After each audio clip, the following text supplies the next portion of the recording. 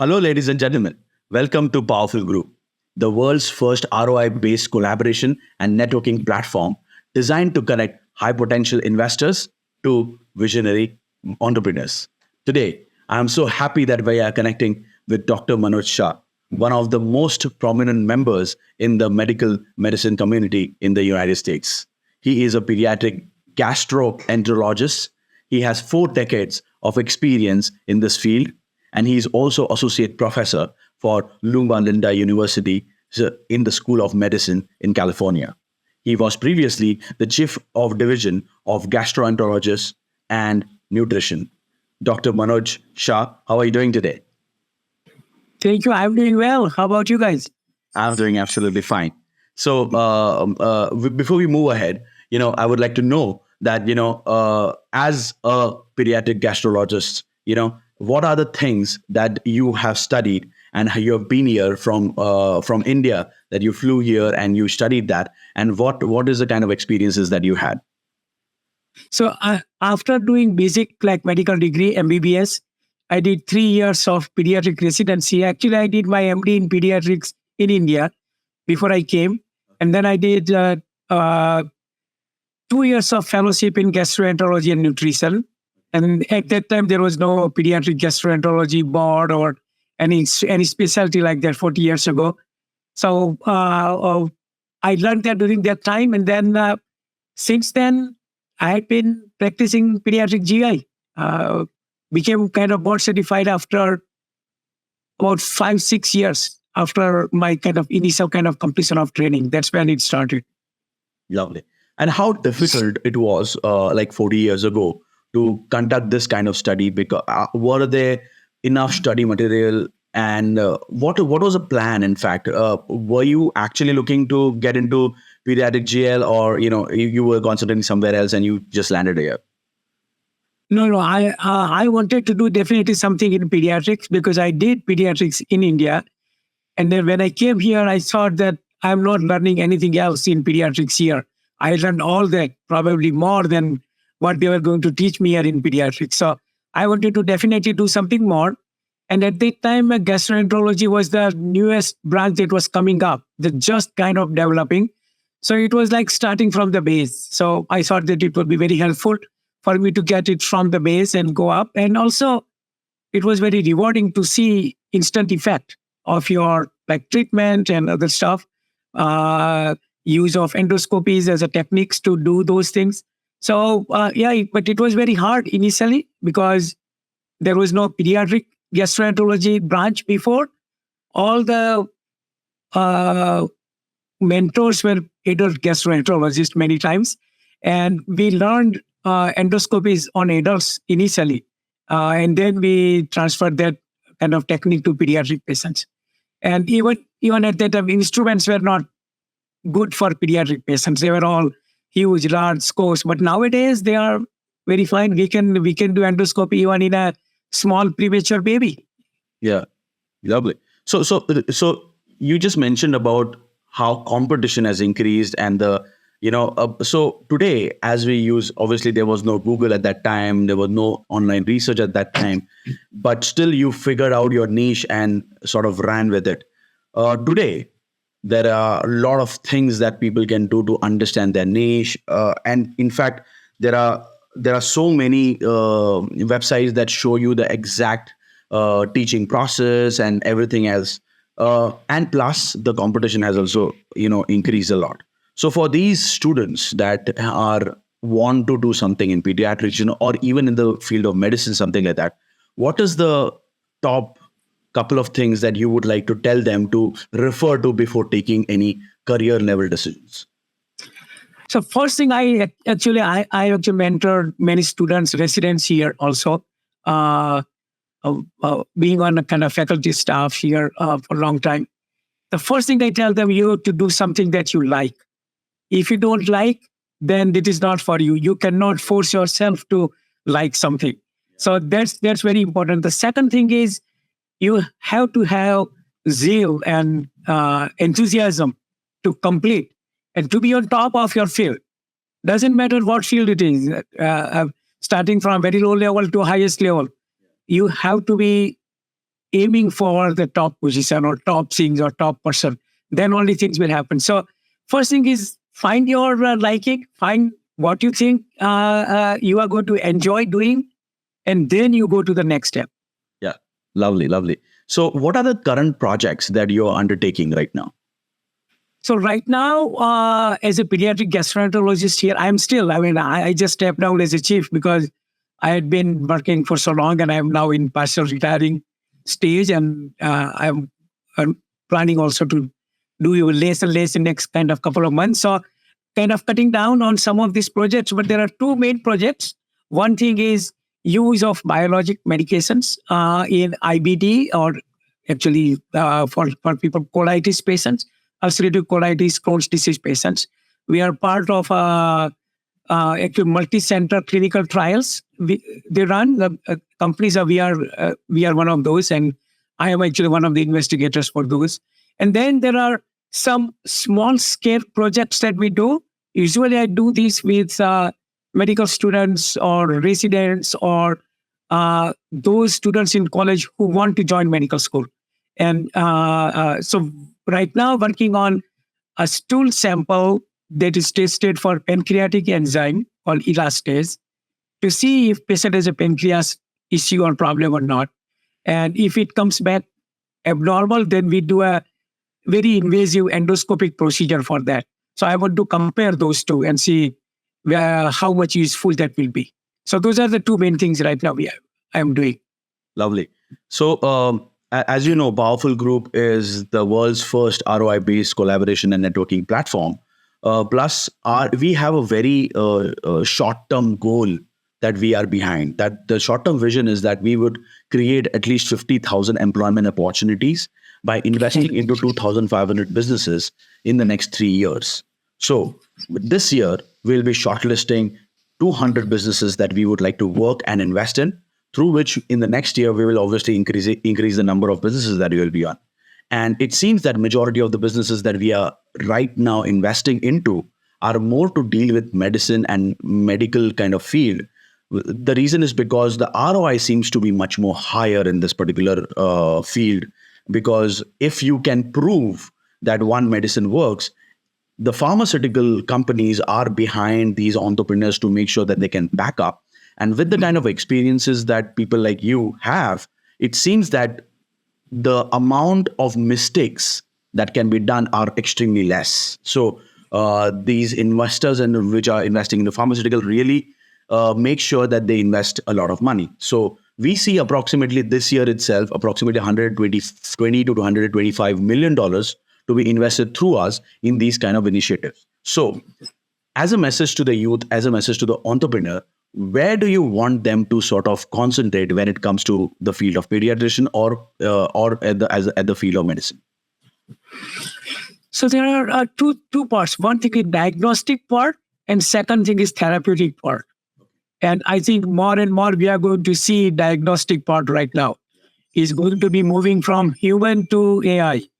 So and in pediatric GI, that is becoming a big kind of impetus to do something with endoscopies that can be kind of used by AI to diagnose certain conditions that we don't have to. And I forgot the third actually project that I had just completed, and we are just in process of writing it up, is use of actual video capsule endoscopy to look for upper gastrointestinal problem, not the small bowel problem, but the stomach problem. So when this thing came up, what kind of things to be looking at is one of the things is this video capsule endoscopy. Is actually patient has to swallow a capsule that has camera in it, and then takes pictures, and then we can kind of review images, and then it takes long time to see all those images and see because it takes 2 frames a second and it's 7 hours procedure. It takes 58,000 images. You cannot look at each one. So if you can teach AI to see which one might be abnormal, then you can concentrate more on it. And I think that's one field right now is in this AI use in endoscopy. And I think the best one will be to start with capsule endoscopy because it is not going to be Eraser, which is software-based kind of program that you can kind of work on it without having to deal with patient. But eventually, it will kind of come up to regular endoscopies, uh, and it is also good for physicians because I think you will not like to miss something minor or small kind of lesion that can evolve into a bigger problem down the road. One of the things is polyps in the colon. Then a patient is not prepped right, and you miss a small lesion or something, and 6 months later, patient turns out to have colon cancer. So if AI can be used in those situations to learn how to kind of detect those things, then that much. So I think diagnostic wise, that's the one is to somehow use integrate AI into current diagnostic situation. I mean, actual diagnostic kind of modalities. The second part is therapeutic part. Therapeutic part is use of medications, and the way I am a pediatric GI person, so I'm going to tell you in pediatric GI the two main things are one is autoimmune disorders, and second is uh, some kind of metabolic disorder associated with fat intake and obesity and things like that. So those two are the main kind of things. So autoimmune disorders right now, all the things are going towards biologicals. So that's where the next push will be specific medicine for specific patient.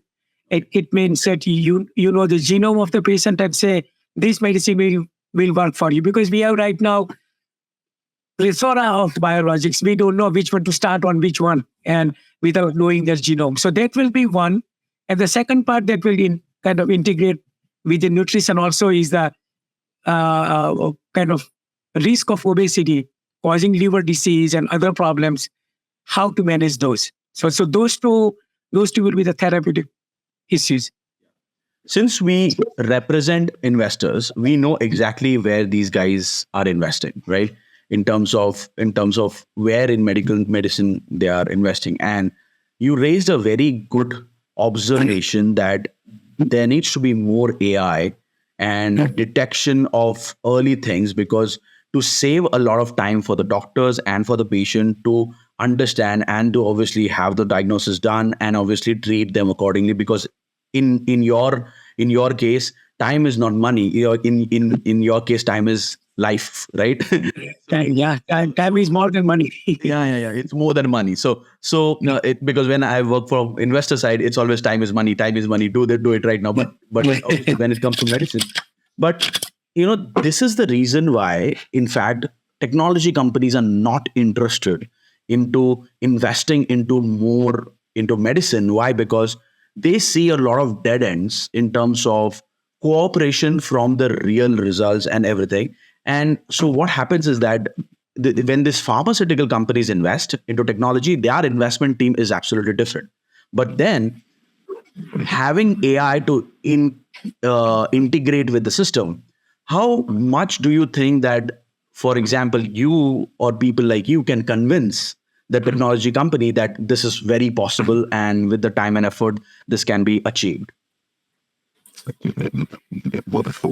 Well, there has to be some kind of national or kind of global way of looking at how many patients or how much is what kind of the population you are looking at which will get benefited from this, and based on that, and at the same time, uh, with increasing number of kind of applications of each say procedure or whatever, it will kind of increase the work for the doctor also, but increase the revenue also.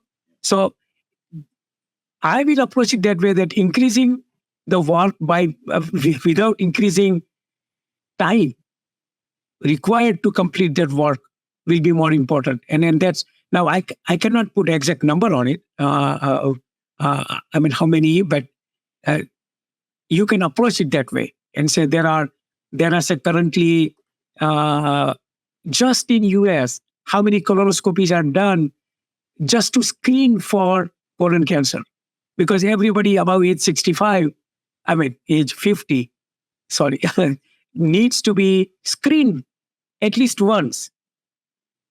So just count how many patients, I mean, how many people are there above age 50 in this country? And all of them needs colonoscopy, really. And let me tell you, in each private GI practice, they will have one or two GI doctors just doing the screening colonoscopy. Nothing else, and they can just do that. Now, because it requires a lot of time to complete it and make sure you don't miss anything, that's where the number comes in. That you look at how many of these patients will be seen in a given year, and what is their base. Their base is above age 50. That just those screening only, if you just give it to AI, then it's done. Now I really want you to sort of drop the shoes of being a doctor and just try to be Indian for a couple of minutes. And you are a I'm Indian all the time, whether I'm doctor or not. Not this for a couple of minutes. Yeah.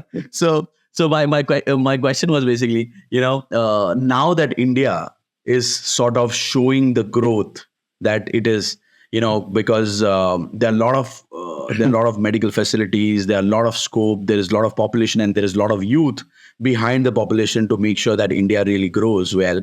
And India is showing far, faster growth than any other economy today. After 40 years being more than 40 years, in fact, being in the US, and practicing your and being a very esteemed part of the Indian diaspora, how do you feel about the next coming Indian technology company and Indian startup ecosystem?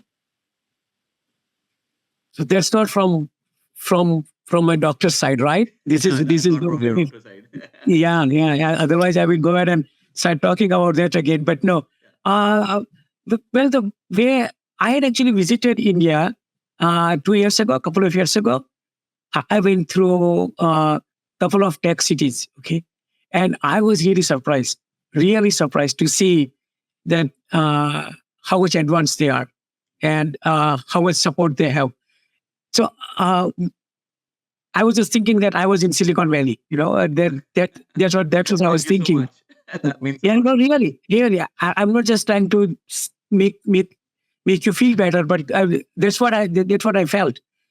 But I still don't understand the other part of it, that how it gets started and how it gets bigger and who is in charge of it and things like that.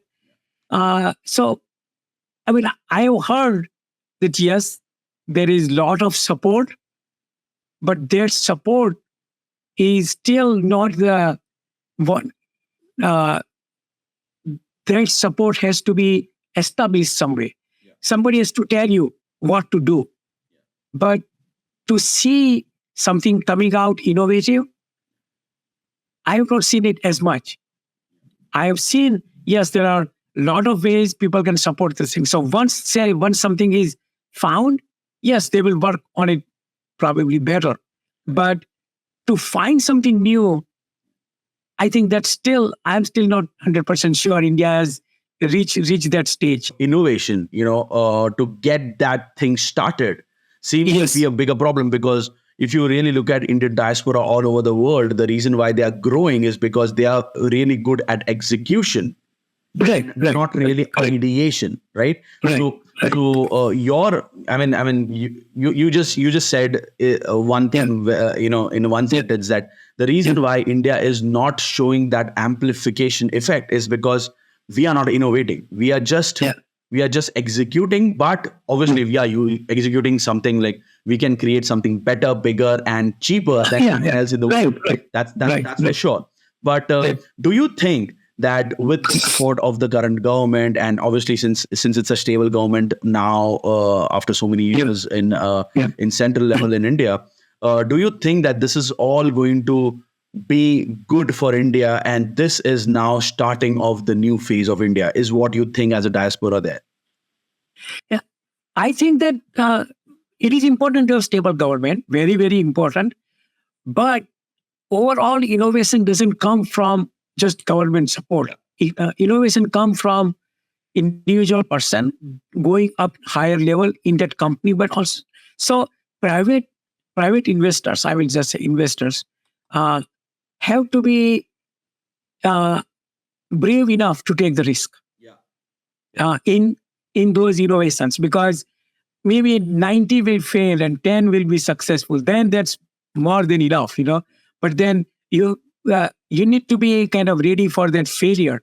And I think governments are not ready for failure. Governments, you just get one thing done wrong and they just close their department. Yeah. So, but yes, I mean, you do need some support from government to have some kind of stable kind of research projects going on and things like that. But to go long term, for I mean, without government use is actually people who are brave enough to take risk and believe in their kind of ability to innovate. That's very important. Absolutely. In fact, that's the overall reason why we created this powerful group in the first place, right?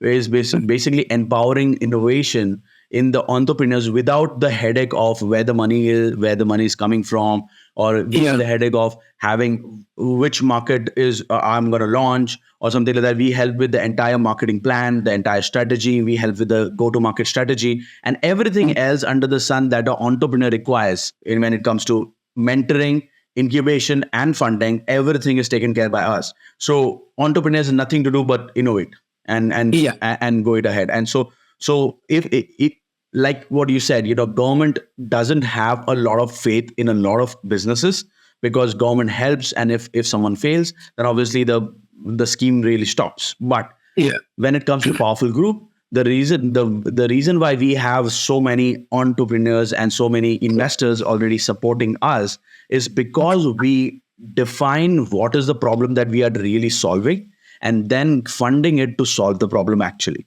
on the ground. So I think so. You said it right, that we are doing the job of what government should do. And powerful group, I'll promise you that powerful group will always be standing with the entrepreneurs, with the investors, to make sure that there is enough push to the innovation. I can promise. Yeah, that's good. Yeah. Mm. Yeah. Yeah. So then this powerful group, as we are growing a lot, we are every day now and then we are onboarding entrepreneurs, we are onboarding investors, and this is growing big as possible. Today itself, we have crossed more than 6,000 odd followers on Instagram itself. So using this platform, what is the message that you would like to give to all the entrepreneurs and investors? One thing is, I cannot write down a prescription that innovate. That doesn't happen. We cannot tell anybody to go ahead and innovate. It has to come from within. You have to feel that, you have to have that zeal, and you have to have that kind of nature to say what is happening, why it is happening. You cannot make somebody think. I mean, they themselves should be thinking about uh, uh, say what is the problem, how to solve it. So first thing is, yes, think and think big. I will not say think small. Think big, but take small steps. You have been talking about organized medicines quite frequently, and you want to work on, creating those organized medicines and counseling young people on organized medicine. So can you let us know exactly what is this all about? So organized medicines are you be see in this country and maybe in India too. There is no doctors, what we call a union. You know, so it means that you cannot get together and go and demand things, but you actually learn from each other, but at the same time help each other out without that kind of legal thing. So one thing in organized medicine is to educate all your members or all the kind of medical profession, but at the same time, uh, go ahead and just promote medicine to outside the medical field, to the society, to government, to anywhere else. And that can be at kind of actually multi-level. One is local level, city level, county level, state level, national level, international level, related to just Indian diaspora, or it's kind of related to kind of your specialty and other stuff. So I've been involved with mainly two things. One thing is being a kind of Indian, and I needed, when I came initially, some help with getting to know other Indian doctor or somebody how things work in this country and things like that, to be part of that Indian kind of doctors association like thing. And the second thing is in my specialty, I need to know what is going on, what is happening, how fast it is going, and what is needed. So we have to get involved with those things. If you don't get involved, then you stay behind, you fall behind. Otherwise, uh, you will miss an opportunity that may be there that somebody else took it because they were involved with something else. And so, organized medicine, uh, here we have like actually county medical society, ethnic kind of medical societies. So one of them is Indian Doctors Association, and I had been part of it for a long time. Our national organization is called API. You might have heard, American Association of Physicians of Indian Origin.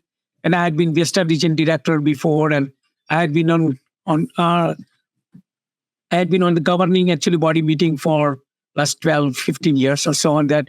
Uh, but also we have the local chapters of those. And I am the actual president of local chapters that I think Vasu had made me on. We had talked about it. It's IceCopy, which we founded here 10 years ago. The second part is actually specialty. And I think that is more important, is that depending on your specialty, you get involved with your colleagues, where I am say part of, because I'm a pediatric GI, we have actually North American Society for Pediatric Gastroenterology.